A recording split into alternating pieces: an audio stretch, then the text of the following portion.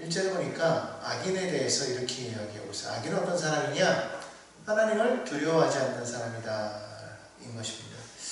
오늘 1절에 이렇게 말해요. 악인의 죄가 그 마음속으로 이르기를 그의 눈에는 하나님을 두려워하는 빛이 없다. 하나님을 두려워하는 빛이 없다. 악인은 그 눈빛을 보면 하나님을 두려워하지 않는다는 거예요. 왜 그럴까요? 우리가 세상을 살아보다 보면 항상 세상에서는 악한 사람이 승리하는 것처럼 보이기 때문입니다. 나쁜 사람이 잘 살아요. 악하게 행동하고 남을 못 살게 구는 그런 사람들이 잘 삽니다. 왜 그럴까요? 세상에서는 정의 기준이 다르기 때문이죠. 세상에서는 뭐가 정이냐면 힘이 정이라는 거예요. 힘 있는 자가 정인 거예요. 그 사람이 뭘 잘했느냐 잘못했느냐가 아니라 그 사람이 힘을 가지고 있느냐. 여기서 말하는 힘에는 여러 가지가 있을 수가 있어요. 물질도 있을 수가 있고 아니면 권력일 수도 있고 명예일 수도 있고 뭐 사람일 수도 있지만 중요한 것은 힘이 있으면 뭐 무조건 통과가 되기 때문에 그래서 오히려 착하게 살아라. 예전에는 우리 때는 그랬잖아요. 착하게 살아야 된다. 착하고 바르게. 그런데 참 재미없어요. 정말 착하고 바르게 사는 사람들은 어떠냐면 바보 취급을 받는다. 호구되기 딱 십상이죠. 그래서 우리는 착하고 바르게 살아서는 안 되는 그런 세상이 아닌가 그렇게 생각되어 줍니다. 그렇기 때문에 악인들은 하나님을 두려워하지 않는다. 왜냐하면 하나님이 계시다면 세상은 이렇게 내어버려 두겠느냐라고 말하기 때문이라는 것이죠. 오히려 그들은 담대하게 외치죠. 하나님이 있다면 충분하게 한번 벌을 줘봐라. 못하지 않냐 이거예요. 근데 여러분 우리가 성경을 믿는 우리가 성경에서 우리가 하나님을 말씀을 아는 우리는 분명한 것을 깨달아야 돼요. 왜냐하면 하나님께서는 인류를 사람의 죄 때문에 심판하지 아니하시겠다. 당장에 심판하지 아니하시겠다. 그러나 때가 되면 반드시 심판이 있을 것이라 아시기 때문에 그때까지 주님께서는 참으시겠다고 말씀하시는 거 아니겠습니까? 그렇기 때문에 지금은 당장에는 악인이 승리한 것처럼 보이지만 결국에는 심판이 있다. 하지만 지금 당장 심판이 없기 때문에 사람들은 뭐라고 생각하냐면 걸리지만 않으면 돼 라고 생각하는 거예요. 걸리지만 않으면 된다고. 근데 참 재미난 거는요. 죄는 지금 대부분 다 걸려요. 그러기 마련인데도 불구하고 사람들은 죄를 지으면서도 뭐라고 말하냐면 내가 하는 죄는 드러나지 않을 거야 미움받지 않을 거야 라고 그렇게 생각을 한다는 것이죠. 2절 말씀에 그렇게 말하잖아요. 그가 스스로 자랑하기를 자기의 죄악은 드러나지 아니하고 미워함을 받지도 아니할 것이라고 그렇게 말을 합니다. 자, 그러고 보면 악한 일을 하지 말아라가 아니라 요즘은 그런 것 같아요. 악한 일을 해도 돼. 걸리지만 않으면 이런 말이죠. 그러니까 걸리면 죄가 되는 거고 걸리지 않으면 죄가 아닌 거예요. 그렇게 생각하고 있기 때문에 사람들은 죄를 짓는 것이 아닌가 그렇게 생각을 합니다. 사실 세상에는 의인이 없죠. 성경에 보면 로마서 3장 10절에 보면 세상에는 의인이 없는데 하나도 없다고 말했기 때문에 우리 모두는 다 악하다고 말할 수가 있어요. 근데 사실 사람이 태어나면서부터 악할까요? 천성이 악한 사람이 있습니까? 저는요, 아기들을 보면은요, 사람은 태어나면서부터 악하다? 정말 그런가? 라고 생각이 돼요. 아기들은 잘 몰라요. 어린 아기들을 보십시오. 얼마나 천진난만하고 순진무구합니까? 그 아이들을 볼 때 어떻게 이 아이들이 악하다고 말할 수가 있겠어요? 그럼 그들이 왜 악해지냐? 자라면서 세상에서의 그런 우리들에게 어떤 그 악한 모습들을 보고 습득하는 것이 아니겠는가 그렇게 생각되어지는 것이죠. 그렇게 이쁘고 그렇게 귀엽던 아이들이 점점 자라면서 입에서 험한 말이 나오고 행동이 험하고 자기 욕심을 채우고 가는 어떤 이런 여러 가지 많은 모습도 그러면서 서로 싸우고 다투고 모함하고 왕따시키고 뭐 남들을 심지어 해하는 어떤 그런 모습들을 보면 이것이 천성이 악해서가 아니라 그러한 세상 속에서 그렇게 물들어가는 것이 아니겠는가. 그렇기 때문에 세상에 악으로 가득하니까 세상에 의인이 있을 수가 없죠. 의인이 있을 수가 없다. 그런 사람들은 계속해서 자라면서 배우는 게 뭐예요? 세상에 그러한 악함을, 그런 계획, 그 악한 것을 계획하는 것을 보고 배우는 것이죠. 그러니까 자꾸 그런 걸 보고 배우면서 계속해서 악이 성장하는 것 같아요. 노아 시대 때도 보면 하나님께서 이 세상을 심판하시다는 세상이 어땠다고 말하고 있어요. 사람이 항상 악하다고 했어요. 생각하는 것이 악하고 계획하는 것이 악하다라고 그렇게 말하고 있어요. 그러니까 그럴 수밖에 없는 이유가 뭐냐면 하나님을 두려워하지 않아요. 하나님의 심판이 없기 때문에 그들은 두려워하지 않는 거예요. 절대로 무서워하지 않는 것이죠. 오늘도 마찬가지예요. 하나님을 두려워하지 않아요. 악한 사람들은. 왜냐하면 자기의 죄가 드러나기 전까지는 그들은 자기들이 잘못했다라고 인정하지 않아요. 그러니까 자신을 심판할 자가 없는데 누가 두렵겠어요? 절대로 두렵지 않은 것이죠. 결국 사람들이 그와 같이 되어져 가는 것은 무엇 때문이냐? 하나님이 안 계시기 때문이 아니라 하나님께서 지금도 끝까지 참고 기다리시는 것이고, 다만 이 세상 가운데 악이라는 것이 존재하고 죄가 존재하고 그 죄가 사람으로 하여금 자꾸만 물들게 만드는 것이 아니겠는가라는 그런 생각이 들어가는. 그러니까 사람이 악한 것이 아니라 죄가 사람을 악하게 만든다. 그렇게 생각이 되어집니다. 여러분 잘 아는 레오나르도 다빈치가 그린 최후의 만찬이라는 그 그림이 있어요. 그 그림에 보면 이 작가가 그림을 그리기 위해서 그 많은 모델들을 찾아서 그렸을 때 우리가 잘 아는 일화잖아요. 그 예수님을 그리려고 할 때 정말 천사 같은 그런 한 사람을 만나서 야, 정말 이 사람은 예수님 같다. 그래서 그 사람을 모델로 삼아서 예수님을 그렸다라고 하죠. 그리고 나서 이제 마지막 한 사람, 가룟 유다가 나오는데 정말 악한 사람, 정말 죄인인 그런 사람을 찾고 찾는데 오랫동안 못 찾았다고 그래요.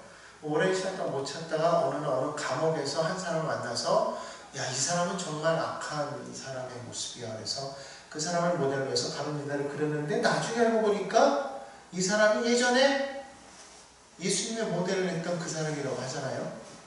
그러니까 사람은 환경에 따라서 선한 사람이 악한 사람이 될 수 있다는 거예요. 그래서 우리가 옛말에 이제 그런 말 있잖아요. 죄는 미워하되 사람을 미워하지 말라고. 결국 죄가 그 사람을 그렇게 만들어가는 것이죠. 그 죄는 어디서부터 왔을까? 결국에는 그 죄는 하나님의 자리를 노리는, 다시 말하면 하나님처럼 되고자 하는 그런 마음에서 온 것이 아닙니다. 사단이 뱀의 형상을 띠고 아담에게 와서 유혹했던 것은 뭐예요? 너희가 이것을 먹으면 하나님처럼 될 거야. 그러니까 너희가 하나님이 돼야 된다는 것이죠. 그러니까 하나님처럼 되고자 하는 사람에게 있어서 하나님이 두렵겠습니까? 하나님은 경쟁자인데. 여기서 말하는 두려움이라는 것은 단순히 어떤 무서워하는 존재가 아니라 경외심을 말하는 것이거든요. 그러니까 하나님처럼 되고자 하는 자가 나의 상대인 하나님을 경외하겠냐는 거예요. 그러지 않겠죠. 그러니까 경외하는 마음이 전혀 없어요. 그러니까 죄인들은 하나님을 경외하는 마음이 있을 수가 없어요. 그러니까 정확하게 말하면 악인의 반대는 의인이라고 말할 수 있겠지만 더 정확히 말하면 악인의 반대는 하나님을 경외하는 자다. 왜? 악인은 하나님을 경외하지 않기 때문에. 그러니까 그들은 하나님을 경외하지 않으니까 하나님을 두려워하지도 않죠. 하나님을 두려워하지 않는데 어떻게 그들이 하나님 앞에서 그렇게 죄를 지을 수가 있는 거 아니겠습니까? 하나님을 두려워한다면 절대로 그와 같은 죄를 지을 수가 없게 된다는 거예요. 그러니까 그런 사람들은요, 하나님을 두려워하는 것이 아니라 자기 자신의 죄가 드러나는 것이 두렵죠. 사람이 두려운 것이고 환경이 두려운 것이고 실제로 하나님을 두려워하지는 않아요. 그래서 그들은 자신의 죄가 드러나지 않으면 드러나지 않게끔 하기 위해서 계속해서 그들은 뭐하냐면 그것을 자꾸 포장하는 거예요. 계속해서. 그리고 뭐하는 거예요? 거짓말하고 또 거짓말하고 또 거짓말하고 또 거짓말하고. 오늘 여기 성경에서 나와 있잖아요. 악한 사람의 입에서 나오는 3절에 보니까 악한 사람의 입에서 나오는 말은 죄악과 속임이라 그는 지혜와 선행을 그쳤더라.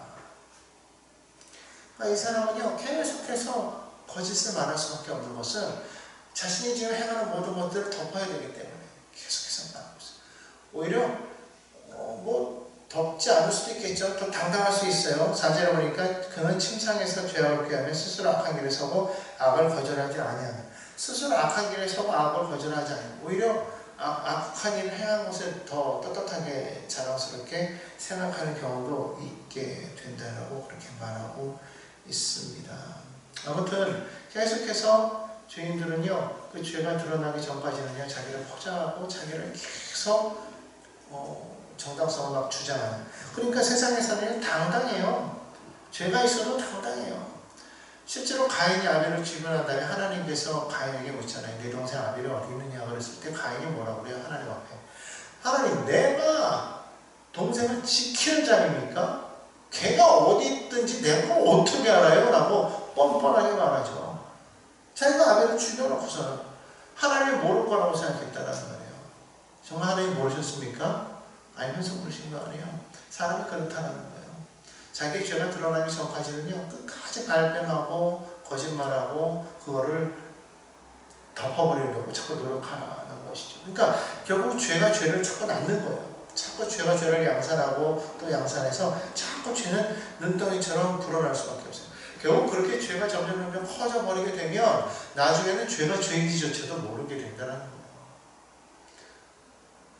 마약에 사로잡힌 사람이 자기가 마약에 사로잡히고 나면은요 그것이 죄인 줄 알면서도 자꾸 거기에 빠져들잖아요. 도박에 한번 사로잡힌 사람은 계속해서 거기에 빠져들게 돼 있어요.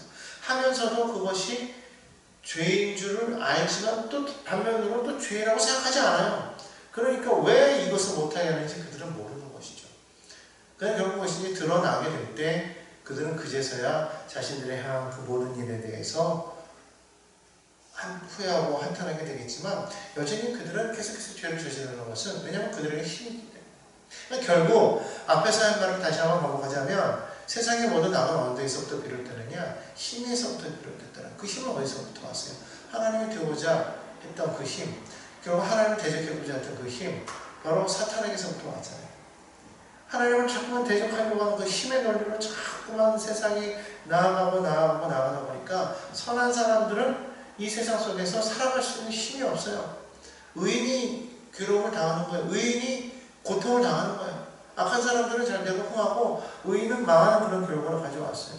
그런데 여러분 정말 그렇게 살아간다면 우리가 살아가는 이 세상은 정말 살만한 세상이 아니지 않습니까?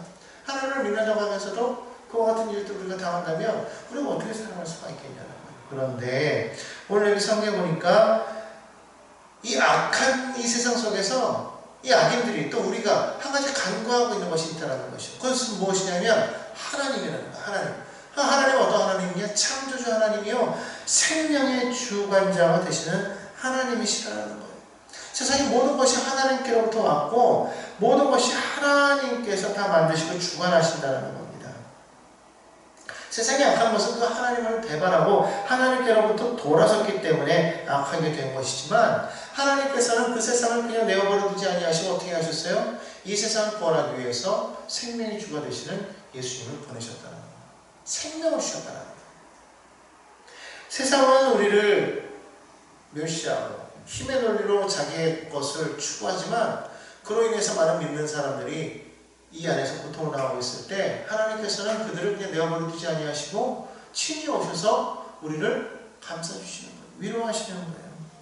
그래서 오늘 여기 본문 말씀을 5절로부터 쭉 보면요 하나님께서 함께 하시는데 5절에 보면 야훼여 주의 인자하심이 하늘에 있고 주의 진실하심이 공중에 삼으셨으며 주의 의는 하나님의 산들과 같고 주의 심판은 큰 바다와 같으니이다. 이렇게 말하고 있어요. 그러니까 우리 하나님의 정의가 살아있음을 분명하게 이야기하고 있어요. 세상이 악해서 세상이 승리하는 것 같지만 실질적으로는 하나님의 의가 반드시 이기게 된다는 걸 분명하게 이야기하고 있죠. 그래서 그 하나님께서는 우리를 구원해 주실 뿐만 아니라 하나님께서 그의 날개 아래 사람들을 품으시는 그런 장면이 6절과 7절에 계속해서 나오고 있어요. 그리고 하나님께서 그뿐만 아니라 더해서 무엇을 주십니까? 의인들에게 8절에 보니까요 풍족함을 주시는 거예요. 그리고 복의 강물을 마시게 하신다고 이렇게 말씀하고 있어요. 왜? 하나님께서 생명의 원천이 되시겠어요. 생명샘이 되신다고 그렇게 말씀하고 있기 때문인 것입니다. 여러분, 왜 사람들이 계속해서 악을 저지른다고 생각하십니까? 저는 그렇게 생각해요. 이 세상에서는요, 만족할 수가 없는 거예요. 왜냐하면 세상은 바닷물 같아서. 여러분, 바닷물을 마시면 처음에는 갈증이 해소되는 것 같은데 금방 또 목이 마르고 또 목이 마르서 계속해서 바닷물을 먹을 수밖에 없어요. 결국에는 그 바닷물을 먹다가 죽어버려요. 계속해서 바닷물을 마시면 그 안에 짠기 때문에 몸 안에 탈수 증상이 더 생겨나가지고 나중에는 오히려 그것 때문에 더 갈증과 그리고 목마름으로 그리고 몸 안에 탈수증으로 죽을 수밖에 없는 거예요. 세상이 그렇다는 거예요. 그러니까 세상의 것을 자꾸 취하면 취할수록 사람들은 어때요? 더 목이 마르는 거예요. 권세를 취하면 취할수록 더 큰 권세를 갖고 싶고, 물질을 취하면 취할수록 더 많은 물질을 갖고 싶고, 명예를 가지면 가질수록 더 많은 명예를 갖고 싶은 것이 사람이라는 거예요. 한번 거기에 취해버리면 마치 이것은 마약과 같아서 중독되어서 헤어나올 수가 없다는 거예요. 그러니까 사람들은 계속해서 악을 저지를 수밖에 없어요. 왜? 하나님을 만나지 못했기 때문에. 그러니까 목마름을 해결하려고 하지만 그 목마름을 해결할 수가 없어요. 자기의 힘으로 자기가 이것으로 모든 것을 이기려고 했지만 결국에는 실패자가 되어버리고 마는 거예요. 그러니까 세상에서 결국에는 승리하는 것 같은데 마지막은 실패가 될 수밖에 없다는 것이죠. 그것을 단적으로 보여주는 것이 무엇이냐면 바로 사마리아 수가성의 여인의 이야기라는 거예요. 이 여인은 남편을 5이나 바꿨지만은 그 삶의 갈증을 채울 수가 없었단 말이에요. 결국 그와 같은 그런 상황 속에서 그는 계속해서 그런 갈급함을 느끼고 있을 때 그가 누구를 만납니까? 예수님을 만났다는 거예요. 예수님을 만나고 난 이후에 그의 삶이 완전히 바뀌어버렸어요. 왜냐하면 예수님이 생명의 샘이었기 때문에. 주님께서 그렇게 말씀하셨을까? 요한복음 4장 14절을 보면 내가 주는 물을 마시는 자는 영원히 목마르지 아니하리니 내가 주는 물은 그 속에서 영생하도록 솟아나는 샘물이 되리라. 다시 말하면 세상에서 주는 것은 잠깐 만족할 수 있을지 모르겠지만 그것은 다시 또 갈증을 또 유발하게 된다는 거예요. 계속해서 또 구하고 또 구하고 또 구하지만 채우지 못했는데 예수님을 만나면 그 안에서 계속해서 영생하는 생명의 물이 흘러넘치기 때문에 목마르지 않다는 것이죠. 그러니까 실질적인 우리 삶의 궁극적인 갈급함을 해결할 수 있는 그 목마름을 해결할 수 있는 분은 바로 예수님밖에 없다는 거예요. 그 예수님을 만났을 때 그 예수님 안에 그 생명이 우리 안에서 흘러 넘치게 된다는 거예요. 왜 그러냐? 성경에 보니까 요한복음이 이렇게 말하고 있어요. 예수님 안에 생명이 있기 때문이다. 요한복음 5장 26절이죠. 아버지께서 자기 속에 생명이 있음 같이 아들에게도 생명을 주어 그 속에 있게 하셨고, 하나님께서 아들에게 생명을 주어 그 속에 있게 하셨는데 같은 요한일서 5장 12절 뭐라고 말하고 있냐면 아들이 있는 자에게는 생명이 있고 아들이 없는 자에게는 생명이 없다고 말하고 있어요. 하나님의 아들이신 예수님이 우리 안에 있으면 우리 안에 생명이 있어요. 그 생명이 있기 때문에 우리 안에 만족함이 있게 되는 겁니다. 그러나 하나님의 아들이신 예수가 우리 안에 없으면 결국 생명이 없기 때문에 우리는 세상에서 아무리 많은 것을 취하고 또 취하고 또 취해도 만족할 수가 없다는 거예요. 그래서 결국은 사망으로 내려갑니다. 그러니까 오늘 우리는 분명하게 깨달아야 되는 거예요. 이 세상이 악하고 악해도 이 세상 속에서 그러니까 힘이 있어가지고 죄를 저지르고 강한 자만이 살아남는다고 해가지고 많은 사람들 앞에서 악하게 행동하고 힘 있는 것처럼 행동하고 내 가진 걸 자랑하고 그렇게 아무리 살아도 결국 주님을 만나지 못하면 그 인생은 결국 끝장난 인생이라는 거예요. 지금 잘나는 것 같아요? 지금 너무 형통한 것 같습니까? 잠시뿐이라는 거예요. 여러분 우리가 분명하게 그것을 깨달아야 돼요. 그것을 우리가 깨닫지 못하면 우리는 영원한 갈급함 속에 살아갈 수밖에 없다는 거예요. 어떻게 보면 주님이 없는 그곳이 지옥이겠죠. 그렇지 않습니까? 주님이 없는 그곳에서 영원토록 목마른 가운데 살아간다고 생각해 보십시오. 얼마나 그곳이 정말 힘든 그런 곳이 아닐 수 없지 않겠습니까? 이 세상을 우리가 지옥 같다고 말하는데 그 이유가 어디 있겠어요? 계속해서 자기 것을 추구하려고 막 아비다툼하고 내 목마름을 채우려고 다른 사람의 것을 막 빼앗고 취하고 죽이고 막 그런 일들이 막 벌어지고 있는 이 아비다툼하는 이 세상, 지옥 같다고 말하는 것은 왜 그렇겠어요? 결국 우리는 생명의 원천이신 주님을 만나야 해요. 그 주님을 만나고 그 주님과 더불어서 우리가 살아가야만 반드시 우리가 성공할 수가 있게 된다는 것입니다. 우리는 오직 생명의 원천 되신 주님을 우리 안에 모셔드려야 돼요. 내 안에 모셔드리고 그분을 우리가 온전히 믿고 힘의 논리로 살아가는 것이 아니라 나는 부족해도 나는 연약해도 내 안에 주님이 함께 하시니 나는 승리자다. 나는 자비다. 왜? 주님이 생명이시기 때문에. 생명수 되시는 예수님, 생명의 원천 되시는 그 예수님을 여러분 안에 모셔드리고 주님과 동행함으로 날마다 목마르지 않는 그런 은혜의 삶 살아가는 저 여러분 모두 되기를 예수님의 이름으로 축원합니다.